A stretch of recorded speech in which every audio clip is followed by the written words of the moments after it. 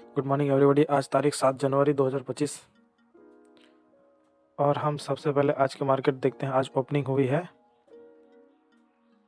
23,680 के आसपास। ठीक है, सबसे पहले हम काम करते हैं कि सपोर्ट एंड रेजिस्टेंस को बना लेते हैं। सबसे बेस्ट टाइम फ्रेम रहता है सपोर्ट एंड रेजिस्टेंस बनाने के लिए 15 मिनट।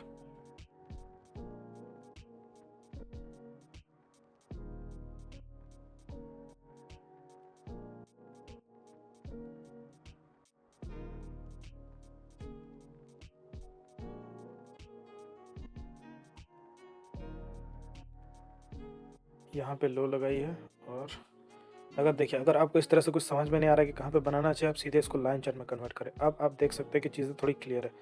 अब ये जैसे कि पिछले बार यहाँ पे ये कौन सी 31 दिसंबर को यहाँ पे इस जगह पे बाउंस ली थी और ये दूसरी बाउंस 1 जनवरी में ली थी और ये कल पिछले दिन 6 तारीख को यहाँ पे बाउंस ली थी। तो हम इस जगह पे एक सबसे लोवेस्ट पॉइंट, मतलब इस जोन के सबसे लोवेस्ट पॉइंट पे हम बना देते हैं। इस जगह पे एक हॉरिजॉन्टल लाइन खींच देते हैं। ठीक है, और दूसरी ये 2 पॉइंट है जहाँ पे होती है ना कि मार्केट यहाँ पे ट्राई की थी, यहाँ पे आई फिर वापस यहाँ पे आई, मतलब यहाँ से रिजेक्शन करके नीचे आई, फिर इस जगह सपोर्ट के ऊपर से रिवर्स होकर वहाँ तक गए थे, लेकिन वहाँ से इसको ब्रेक नहीं कर पाई। तो आप जब देख, और उसके बाद उसके पिछले पिछले वाले को भी देखिए, पिछले वाले को होगी यहाँ पे आई, उसके बाद फिर यहाँ आई, फिर उसके बाद यहाँ आई। अब इस चीज़ को मतलब ये इस पॉइंट को 23,788 को ये यहाँ पे रेजिस्टेंस खाई, उसके बाद उसको तोड़ के ऊपर निकल गई। अब देखिए उसी जगह पे और एक लाइन ड्रॉ कर देंगे तो एग्जैक्टली ये उसी के आसपास आ जाएगी, इसके हाई के आसपास। हाँ, ये वाली इस जगह, मतलब कल 6 तारीख, क्योंकि इसको मैं नॉर्मल चार्ट पे कन्वर्ट करता हूँ यहाँ पे। तो इसके ऊपर अगर ये सस्टेन करती है 15 मिनट पर, तब यहाँ पे हम बाइंग अपॉर्चुनिटी ढूंढेंगे, या फिर यहाँ पे इसके नीचे एक रिवर्सल पैटर्न बनाती है इस जगह, इस एरिया में, तो यहाँ से नीचे से यहाँ तक के लिए हम प्लान कर सकते हैं। सिंपल से ट्रेड है। अगर यहाँ रुकी और इसको तोड़ नहीं पाया और यहाँ पे रिवर्सल साइन दिखा दी तो हम यहाँ पे सेल करेंगे, और अगर यहाँ इसको तोड़ के ऊपर सस्टेन की और कुछ अपर साइड की पैटर्न बनाई तो हम यहाँ पे बाइंग करेंगे। 5 मिनट पे कन्वर्ट कर देते हैं। 15 मिनट में अब चार्ट देखना ठीक है, लेकिन 15 मिनट में देखने में प्रॉब्लम यह है कि अब 15 मिनट टोटल कितने ही कैंडल बनेंगे। 1 घंटा में 4 कैंडल, और कुल मिलाकर कितने 6 घंटे हैं, तो 6 4 24 कैंडल ही बनेंगे। क्या ही पैटर्न बनेगा, इसलिए 5 मिनट वाली थोड़ी बेहतर है इंट्राडे ट्रेड के लिए।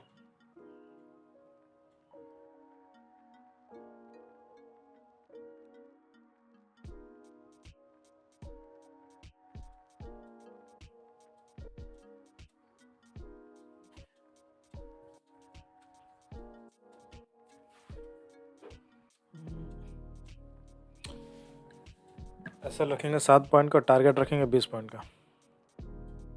एंट्री जो मिली है वो 95 के आसपास मिली है, इसमें मैं 95.10, लेकिन मेरे ब्रोकर में उसको 95.30 की मिली है, 0.3 की।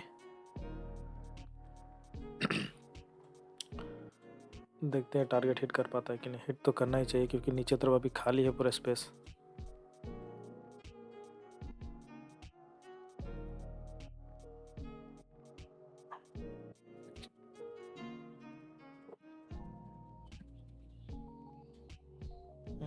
नीचे खाली तो है,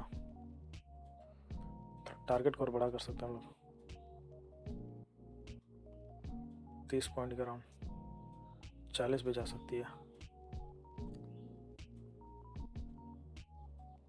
खैर 40 पॉइंट के अराउंड टारगेट कर देते हैं, क्योंकि यहाँ पे स्पेस इतनी आराम से जा सकती है। कोई रिजेक्शन अगर यहाँ बना तो एग्जिट कर देंगे।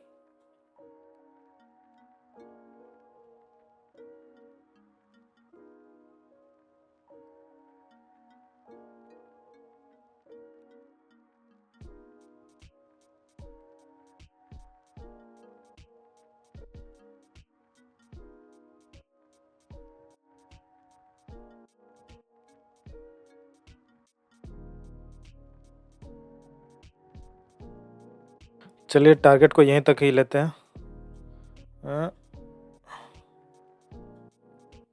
30 पॉइंट ही,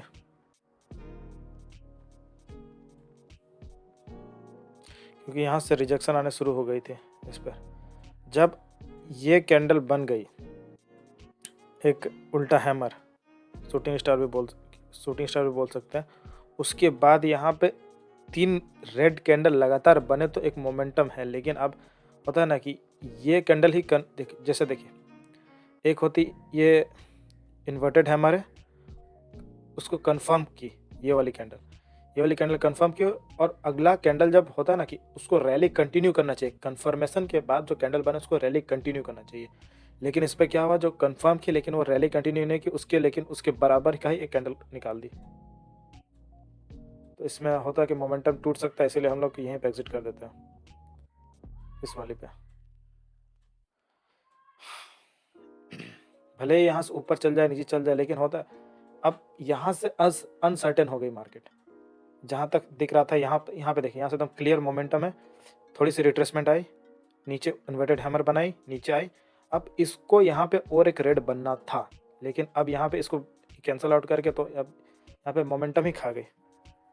अब भले हो सकता है कि ये नीचे इसके नीचे एक रेड सेलिंग पैटर्न बना और नीचे जाए, या फिर यहीं से बाइंग उठाना शुरू कर दे, तो उसके आगे का नहीं पता, इसीलिए यहीं पे एग्जिट कर दिया जाएगा।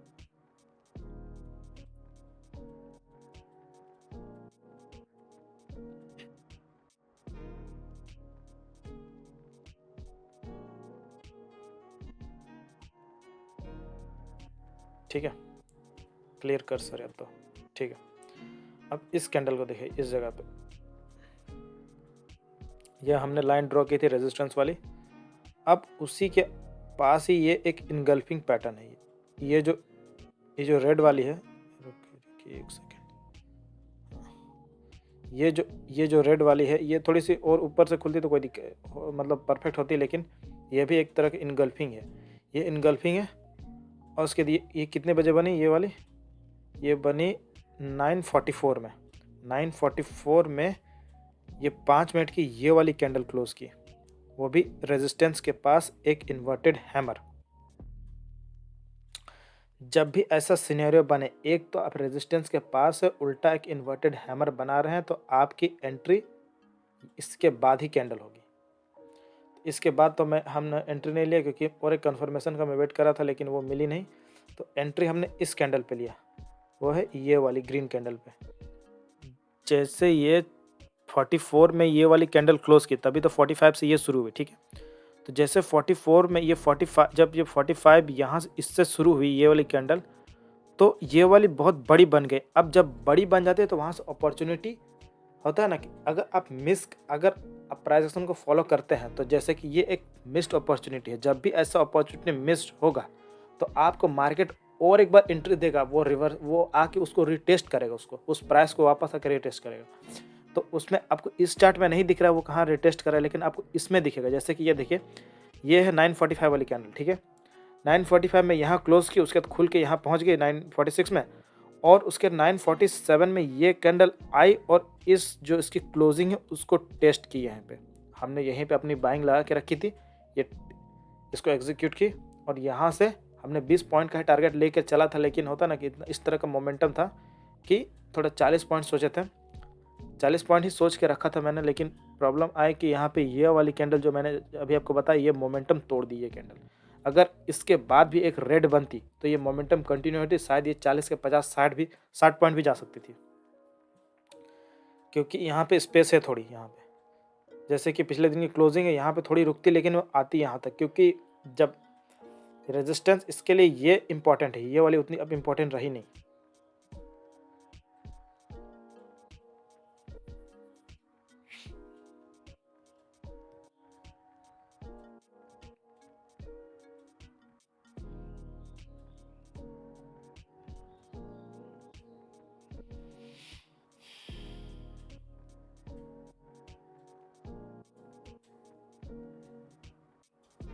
और आप देख ही सकते हैं यहाँ पे एग्जिट करने का ये मतलब ये 30 पॉइंट में एग्जिट करने का भी यही रीज़न है। आप देख ही सकते हैं क्या होता है ना, मार्केट यहाँ पे चौपी बना दी। हो सकता है कि यहाँ कंसोलिडेट करके और नीचे जाएगी, तो जब आप ऑप्शन बाइंग कर रहे हैं तो आप यहाँ पे इस तरह का कंसोलिडेशन में रुक नहीं सकते।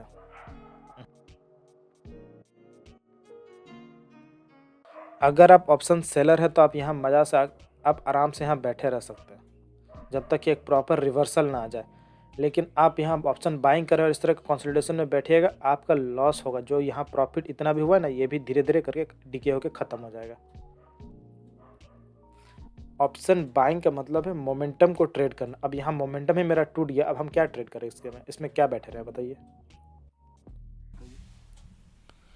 चलिए इस वीडियो में इतना ही। आपका इस वीडियो में बने रहने के लिए बहुत बहुत धन्यवाद। और जाने से पहले एक रिक्वेस्ट है मेरी आपसे कि आप इस चैनल को प्लीज़ सब्सक्राइब कर दें, इससे मुझे मोटिवेशन मिलेगी।